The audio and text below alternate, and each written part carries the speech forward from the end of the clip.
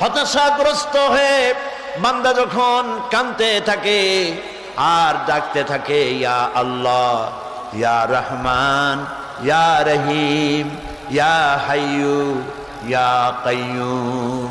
একটুখানি তাহাজ্জুদে ওঠেন, গভীর রাত্রে ঘরের সবাই যখন ঘুমানো, আপনি তখন উঠুন, উজু করে একাকী রুমের ভিতরে ঢুকে তাহাজ্জুদের নামাজ আদায় করে চোখ বন্ধ করে যদি ডাকতে থাকেন মধুর সুরে, ইয়া আল্লাহু, ইয়া রহমানু, ইয়া রহিমু, ইয়া হাইয়ু, ইয়া কাইয়ুম।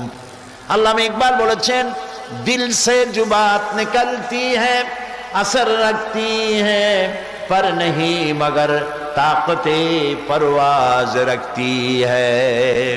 দিল থেকে যে কথা উচ্চারিত হয়, মুখের কথা আর মনের কথা ভিন্ন রকম।